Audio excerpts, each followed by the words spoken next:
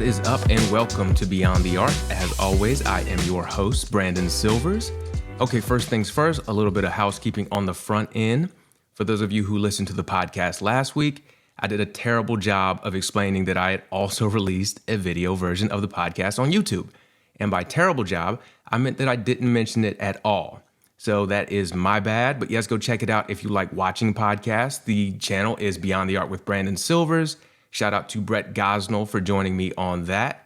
For those of you who haven't listened or watched yet, it is a long one, but I've got timestamps so you can check out whatever sections interest you, but just watch all of it because, it's great.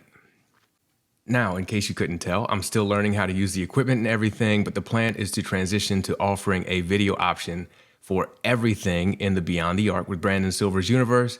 I got a couple of other ideas in the works that I hope I'm able to talk about soon as well. But if I forget, as long as you're subscribed to the Beyond the Arc with Brandon Silvers YouTube channel and the podcast feed, you're not going to miss anything. So you might as well give me 5 stars and write me a nice review while you're there, because what else you got to do? And finally, if you have ideas for segments or you want to provide direct feedback to me or whatever, we have the official Beyond the Arc with Brandon Silvers email account open. So send me an email at beyondthearc843@gmail.com and I will hopefully respond. So, all right, let's get into it. So for those of you who don't know, I am a co-founder at a multimedia news organization here in Charleston called The People's Beat. We're basically setting out to report the news that's important to the Black and Latinx communities here in a way that our communities feel both seen and heard and informed. As a result of this, we are receiving support and resources from the Tiny News Collective, as well as the Reynolds Journalism Institute at the University of Missouri. And this past week, we had the opportunity to fly out to the University of Missouri and meet with everyone at the Institute, as well as student and faculty at the School of Journalism. And this was incredibly inspirational to me. Seeing these kids who are only kids relative to me because I'm an old man, and I kept being reminded of that. But seeing how smart and enthusiastic they are and how driven they are to make a difference just inspired the hell out of me. And I know Gen Z gets a bad rap mostly because it is tradition to hate on the generation coming up behind you. But I see more and more evidence that despite or maybe even because of all that they've had to deal with in their lifetimes, from growing up on social media to just what's gone on with politics and Trump being elected and all that fun and COVID and all this stuff happening in their formative years, Gen Z still has managed to keep their hearts and minds in the right place. So there's a great example of this that's going to take place this weekend before this episode is released. Jackson State and Florida A&M are going to play each other in a game that should be a great moment for college football as well as HBCUs. And I wish I went to an HBCU because everyone I know who did says it was the greatest thing ever. But the game is secondary to off-the-field issues that both teams are dealing with. Florida A&M opened the season against North Carolina, and the game almost didn't happen because a bunch of Florida A&M players were declared ineligible due to, according to a letter written by the players to the university president, procedural errors made by the registrar's office, academic advisors, and the compliance department. And from what I gather from the letter from the players and statements from Florida A&M head coach Willie Simmons, who played quarterback at Clemson and at the Citadel right here in Charleston, the university doesn't have enough money for an adequate support staff in these departments, which led to all hell breaking loose in these mistakes being made. And the players were fed up to a point where the ones who were eligible to play almost didn't, and that would have been more than reasonable on their part. But they decided to play and hung tough for a while before UNC pulled away late, which is a thing that happens when you have a lot of your players declared ineligible and you don't have the depth to bring in new guys and fresh players. They also showed a ton of heart by taking a stand for themselves and saying, look, we deserve better. And they absolutely do. Now, what's really messed up about this is that these players were dealt a problem that could not necessarily be solved, but maybe lessened is the right word, by them playing in this game. You see, this was a guarantee game for North Carolina. Schools with more money will play smaller schools, and they'll pay them to play them in what is supposed to be a guaranteed win for the bigger school and a good way for the smaller schools to make money. So in addition to being a guaranteed win for the bigger schools, it helps them prep for bigger games later in the season. Also helps the smaller schools. In addition to getting paid, they're playing on a bigger stage. So maybe they can get noticed by scouts who might be there to scout the talent on the other team at the bigger school. For example, Isaiah Land for Florida A&M is one of the best defensive players in the FCS, which is the division below the FBS where North Carolina plays. So this would have been a great opportunity for him to play in front of these scouts against a higher level school so he could increase his NFL draft stock and hopefully get a chance to create some generational wealth for him and his family. Unfortunately, he was declared ineligible not because he failed classes or didn't take classes at all, but because he was advised by his academic advisor at the school to take the wrong classes. So now, not only was he not eligible to play in that game, but he's ineligible for 4 games that can and absolutely will affect his draft stock unless the slow-acting NCAA changes its mind. I will not be holding my breath for that. So it should have been this great opportunity for these athletes, but instead they're put in a position where they almost have to play to make money for their school, a school that isn't taking care of them as students because of all these administrative issues. And a big reason, maybe the only reason, for all of these administrative issues at FAMU is a lack of resources. And by resources, I mean money. Money to hire people who can do these jobs so mistakes aren't being made by overworked employees that are harming these kids in the long run. So it was basically put in these players' hands at Florida A&M to make this $450,000 for their school, which is already in dire need of money. Now, it would be easy to end the story there and just lay all of the blame at the feet of the admin at Florida A&M, and they certainly deserve their fair share of blame. But in addition to being an HBCU, which are obviously always underfunded, Florida A&M is also a land-grant school, which is a school that is essentially established as an institution for agricultural research. And land-grant schools can be both black or a predominantly white institution, and they are state-funded.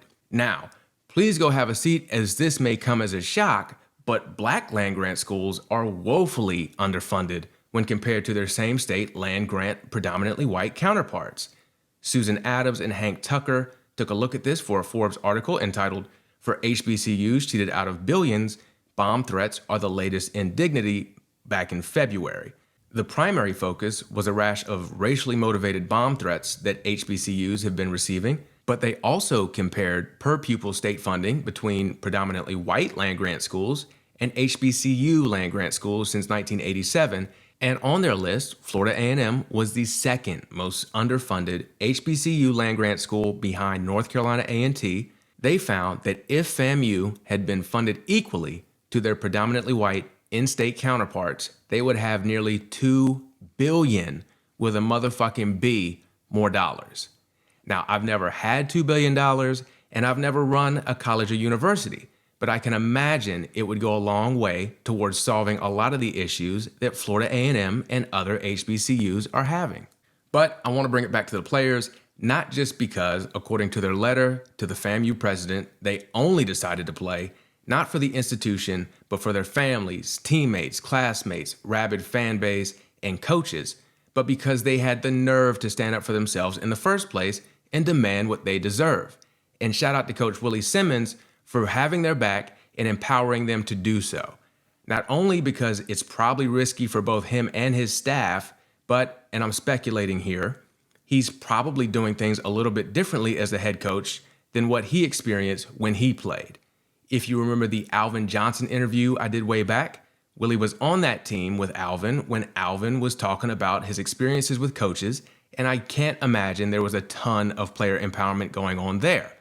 But your players should feel empowered because no matter what level you're coaching at, you're not coaching players, you're coaching people. And you have to do things differently to break these cycles and make things better. Now, speaking of coaches doing things differently, as I mentioned, Florida A&M is playing Jackson State. Jackson State is coached by Deion Sanders. Deion is one of the greatest athletes of all time. He played Major League Baseball and is also one of the greatest cornerbacks in NFL history.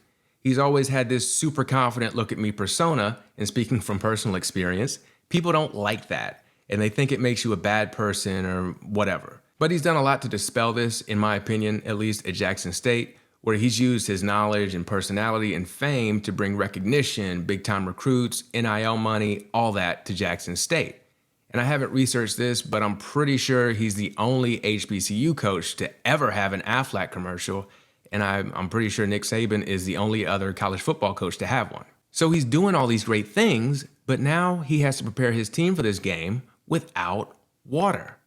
For those of you who don't know, Jackson, Mississippi has been under a boil water advisory for the past month or so, and flooding has caused this problem to get to the point where these kids can't drink, shower, use ice, they don't have air conditioning, anything.